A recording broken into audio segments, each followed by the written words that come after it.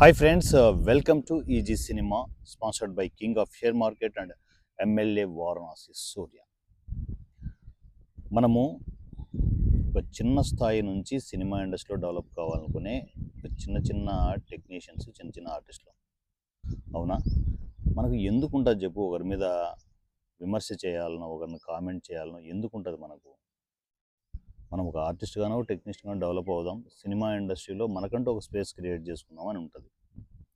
కానీ మన పనులకి అడ్డంకులు అవుతూ అసలు మన మూలాలే లేకుండా చేయాలని చెప్పేసి కొందరు పెద్ద మనుషుల రూపంలో ఉండి, పెద్దవాళ్ళ రూపంలో ఉండి, నా స్టైల్లో చెప్పాలంటే డబ్బులు ఎక్కువై బలిసి కొట్టుకుంటుంటే ఎందుకు ఊరుకుంటాం?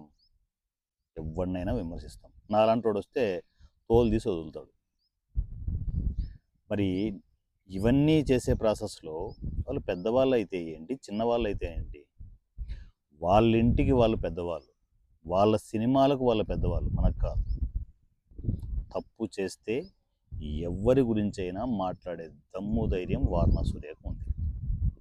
అందువల్లే నేను చిన్న సినిమాలకు సంబంధించి కావచ్చు, మెగా ఫ్యామిలీ సంబంధించి కావచ్చు, ఎవడైనా కూడా తప్పుడు కూతురు కూస్తుంటే మాత్రం అస్సలు ఊరుకునేది లేదు, తోలు తీసేయడమే.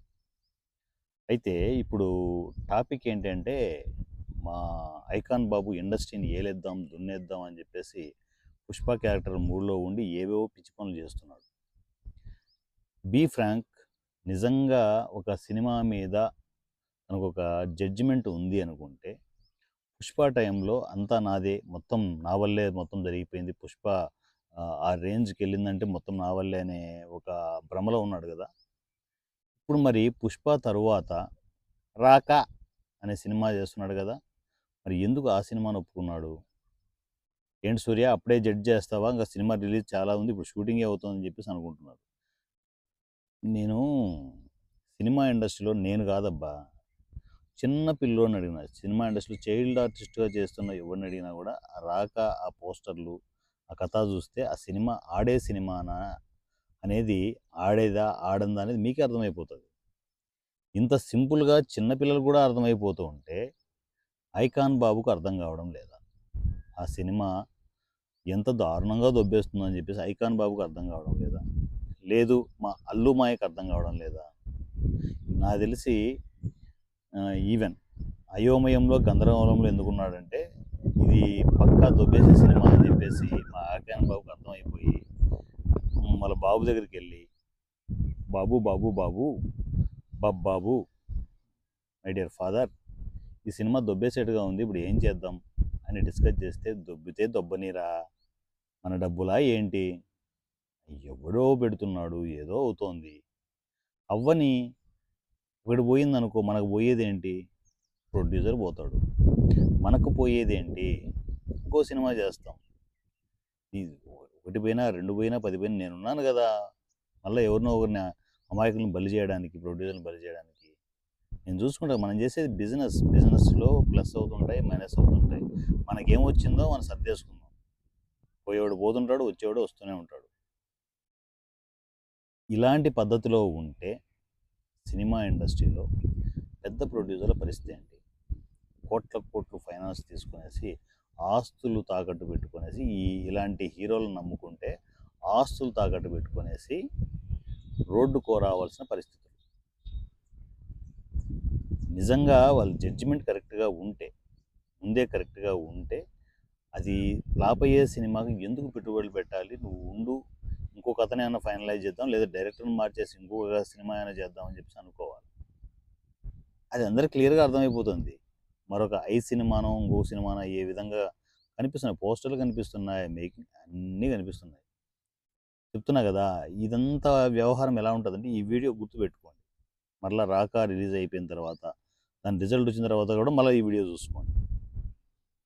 ఎందుకంటే ఐకాన్ బాబు మీద మన వాళ్ళు కామెంట్లు పెట్టేస్తున్నారు కొందరు. కుళ్ళుతో మాట్లాడుతున్నావు, నాకేముంటుంది అబ్బా కుళ్ళుతో?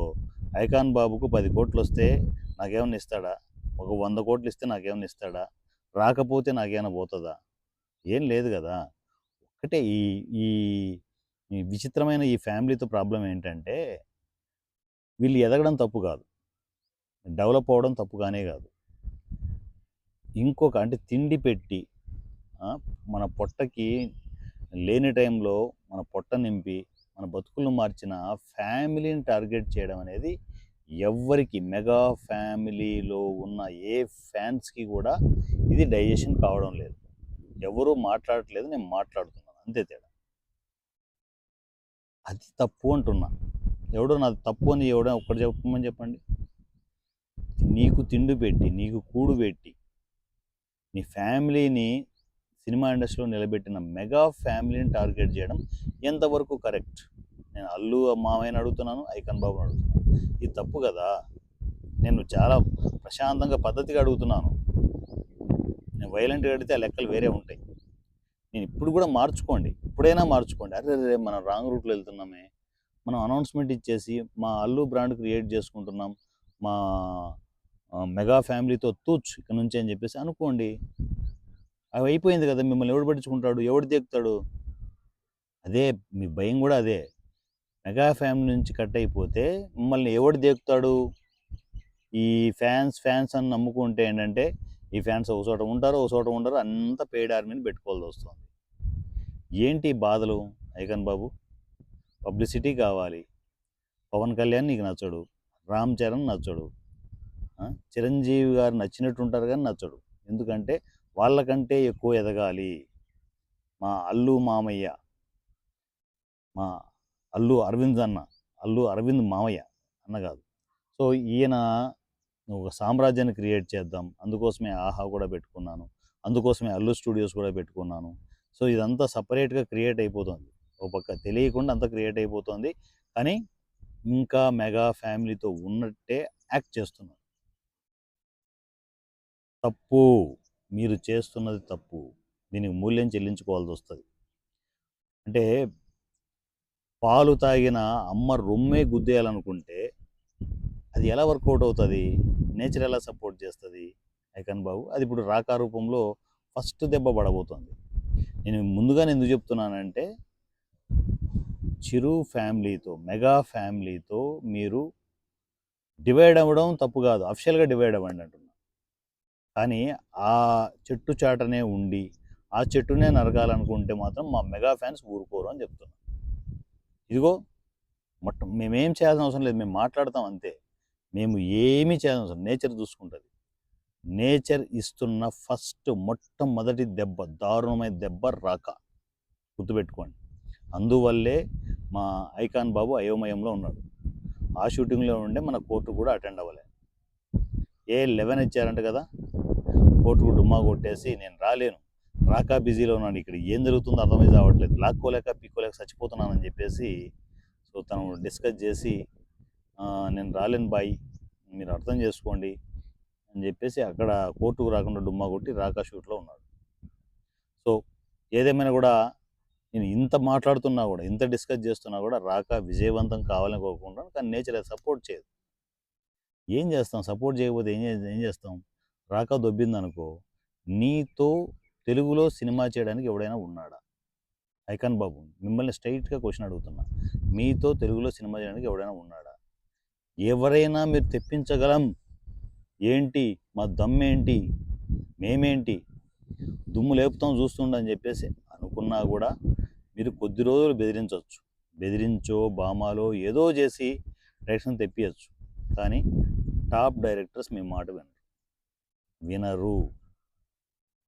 మీ మెంటాలిటీ తెలిసిన ఎవ్వరూ కూడా మీతో సినిమాలు చేయరు, గుర్తుపెట్టుకోండి. ఎంత ఇలాంటి మాటలు ఎవరు చెప్పరు మీకు, నిజాలు ఇవి, పచ్చి నిజాలు ఇవి. అందువల్లే ఇలాంటివన్నీ తెలిసే అయోమయం, గందరగోళం. అంటే ఇక నేను స్టాప్ ఏదో ఎలాగో లాగేసి పబ్లిసిటీ చేసుకునేసి ఆ స్టార్ ఈ స్టార్ ఐకాన్ స్టార్ అని పెట్టుకునేసి మొత్తానికి సినిమా ఇండస్ట్రీలో నేను కూడా పెద్ద హీరోనే అనే ఫీల్తో ఉంటూ ముందుకు సాగలేక, వెనక్కి వెళ్ళలేక, రకరకాలుగా అయోమయం గందరగోళంలో ఉన్న మా ఐకాన్ బాబుకి నేను చెప్పేది ఏంటి అంటే, మీలో ఉన్న నెగిటివిటీస్ తీసేయండి. అప్పుడు కానీ మీ అబ్బా కొడుకులు బాగుపడరు. ఆ నెగిటివిటీస్ పెట్టుకొని పొద్దున్న లేచిన దగ్గర నుంచి ఈ మెగా వృక్షాన్ని ఎలా కూల్చాలని చెప్పేసి ఆలోచనలు చేస్తే మీ కెరియర్ సంక నాకిపోద్ది. ఇది నేను చెప్పాల్సిన అవసరం లేదు, నేచరే చెప్తుంటుంది, రాసి పెట్టుకోండి. నా పేరు వారణాసి సూర్య. నేనేమైనా కాంటాక్ట్ నెంబర్ ఇవ్వకుండా మిస్ అవుతాను అనుకుంటానేమో.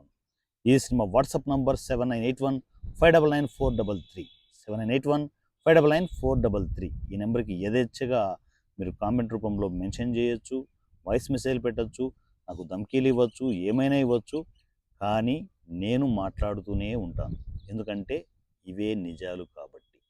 నా పేరు Varanasi Surya @easy cinema. Thank you. And మా గుండు బాస్ గురించి చెప్పకపోతే ఎట్లా? సో మేము ఎంత జాగ్రత్తగా వెళ్తున్నామంటే, ప్రొడ్యూసర్ అనే మనిషిని మేము డిస్టర్బ్ చేయట్లేదు. ప్రొడ్యూసర్ లేకుండా జీరో బడ్జెట్ కాన్సెప్ట్లో సినిమాలు చేస్తున్నాం. కంటెంట్ని నమ్ముకొనే చేస్తున్నాం. రాకాకి గుండు బాస్కి పోటీ. రాకా గెలుస్తుందా, గుండు బాస్ గెలుస్తుందా చూసుకుందాం. మరి నా షూటింగ్ అయిపోయింది, మీ షూటింగ్ జరుగుతూ ఉంది. కానివ్వండి, రాకా హిట్ అవుతుందా, గుండు బాస్ సోషల్ మీడియాలో హిట్ అవుతుందా చూద్దాం. మరి ఏమంటారు? ఐకాన్ బాబు, చిన్న సినిమా, అతి చిన్న సినిమా, మైక్రో మూవీ, అటుపక్క భారీ బడ్జెట్ సినిమా, భారీ బడ్జెట్ పీకే సినిమా రాకా. ఈ రెండిట్లో ఏది గెలుస్తుంది అనుకుంటారు? కామెంట్ రూపంలో మెన్షన్ చేయండి. Love you, thank you.